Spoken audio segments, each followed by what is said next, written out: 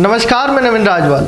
दिखाते हैं आपको स्पेशल रिपोर्ट। राजस्थान में एक ऐसा जिला जहां एक विद्यालय में कक्ष के अभाव में छात्र छात्राएं खुले आसमान के नीचे तो कभी पेड़ के नीचे पढ़ने को मजबूर हैं। जी हां, बिल्कुल सही सुना है आपने। राजस्थान के झालावाड़ जिले के गंगधार क्षेत्र की ग्राम पंचायत किटकिया के गांव बामन देवरिया में स्कूल भवन पूरी तरह से जर्जर हो चुका है। अब ऐसे में कैसे होगी बच्चों की पढ़ाई, देखिए स्पेशल रिपोर्ट। गंगधार क्षेत्र की ग्राम पंचायत किटिया के गांव बामन देवरिया उच्च प्राथमिक विद्यालय में कक्ष के अभाव में छात्र छात्राएं खुले आसमान के नीचे, कभी धूप में तो कभी पेड़ की छांव के नीचे पढ़ने को मजबूर है। ड ब्लॉक का यह एकमात्र स्कूल है जहां छात्रों के बैठने के लिए कमरे नहीं है। राजकीय उच्च प्राथमिक विद्यालय बामन देवरिया में कक्षा 1 से 8वीं तक 172 छात्र छात्राएं अध्ययनरत हैं। कमरों के अभाव में सभी छात्र छात्रा सर्दियों में धूप में, गर्मियों में पेड़ के नीचे बैठते हैं। पास ही एक मंदिर है जिसमें एक कक्षा संचालित हो रही है। मंदिर में बरसात के दिनों में आए दिन बच्चों की छुट्टी रहती है। विद्यालय में पुराना भवन बना हुआ है जो काफी जर्जर अवस्था में है।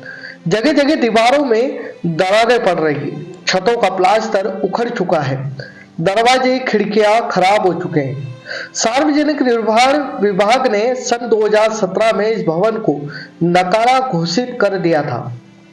तत्कालीन ब्लॉक प्रारंभिक शिक्षा अधिकारी ने बच्चों को भवन में नहीं बिठाने के आदेश भी जारी किए थे।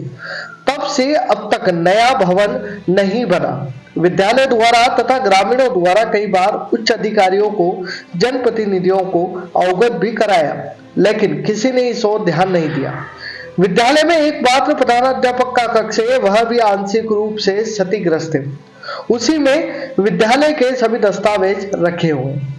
तत्कालीन ब्लॉक प्रारंभिक शिक्षा अधिकारी ने बच्चों को भवन में नहीं बिठाने के आदेश भी जारी किए थे। विद्यालय भवन के स्कूल की स्वयं की पर्याप्त भूमि और खेल मैदान है, 4 दीवारी भी बनी हुई है।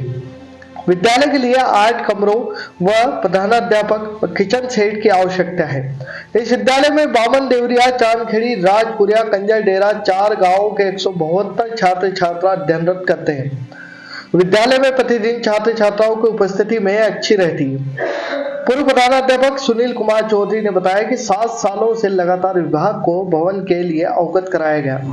विद्यालय के ऊपर से 11 kV हाई वोल्टेज की विद्युत लाइन गुजर रही है, जिसको अन्य जगह शिफ्ट करने के लिए भी कई बार लिखा गया, लेकिन विद्युत लाइन को नहीं हटाया गया। वर्ष 2021 में लाइन का तार टूटने से एक महिला की मौके पर मौत हो चुकी थी। वहीं 9 अगस्त 2017 को प्रधानाध्यापक ने उपखंड अधिकारी को पत्र लिखकर भवन की उपयोगिता मरम्मत के लिए पत्र लिखा था, जिस पर सार्वजनिक निर्माण विभाग द्वारा भवन की जांच कर अगस्त 2017 में अवगत कराया था कि भवन उपयोग की दृष्टि से असुरक्षित है।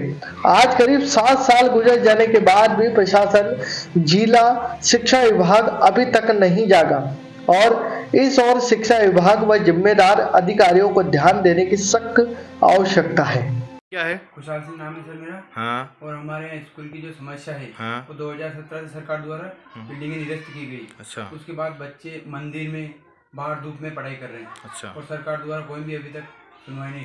आपने एमएलए को, सरपंच को या ऊपर इनके जो स्कूल से संबंधित जो अधिकारी है उनको कोई अवगत कराया? लिखित में आपने कुछ दिया? बिल्कुल करवा दिया सर, और लेटर भी है, विधायक साहब को भी दे दिया एमएलए साहब। उन्होंने, उनकी तरफ से क्या रिस्पॉन्स आया? अभी तक कुछ रिस्पॉन्स नहीं है एमएलए साहब ने। कितने बच्चे आते हैं इस स्कूल में? 172 से 172 के समथिंग बच्चे पढ़ते हैं। 172 पढ़ते हैं। 4 गांव के बच्चे यहाँ पर, रायपुर, चांदखेड़ी, कंजरखेड़ा और बामन देवी, 4 गांव के बच्चे आते हैं। तो ये बच्चे जर्जर हालत में, जो जर्जर की बिल्डिंग, जर्जर जैसी बिल्डिंग जो हो रही है, हाँ तो इसका लिपाई पुताई के लिए भी कुछ भी नहीं आया सरकार की तरफ से?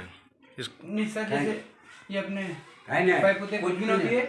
और बरसात में तो बच्चे मंदिर में बैठते हैं क्योंकि ये छत टपकती है। बारिश में सबसे ज्यादा समस्या है, मतलब सबसे ज्यादा समस्या है। कोई अधिकारी इस पर ध्यान नहीं दे रहा? कोई अधिकारी ध्यान नहीं दे रहे हैं। और हमने सबको, ये आप जो बोल रहे हो, लेटर वगैरह लिख कर दे दिए। अच्छा। सबको अवगत करा दिए।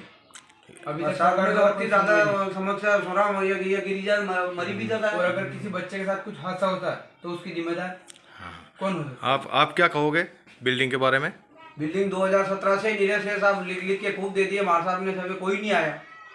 अच्छा, ही नहीं हो रही, कोई ऊपर से नीचे तो कोई अधिकारी नहीं सुन रहा, अधिकारी को सरपंच कोई मेंबर कोई नहीं सुने। बच्चों के भविष्य के साथ खिलवाड़ हो रहा, मतलब पूरा खिलवाड़ हो रहा है, जाती हो रही। हाँ। ठीक है, पहले तो आपका नाम बता दो। ओम प्रकाश नाम है मेरा। अच्छा, और आप यहाँ किस पोस्ट पे हैं? अध्यापक पद पे। ये जो बामन देवरिया की जो बिल्डिंग है खीटिया पंचायत के, तो ये बिल्डिंग कब से जर्जर है और आपने किस किस को इस बारे में अवगत करा रखा है? बिल्डिंग 2017 में ही पीडब्ल्यूडी डिपार्टमेंट की ओर से इसको खारिज कर दिया गया था और हालात इसके देख ही रहे हैं।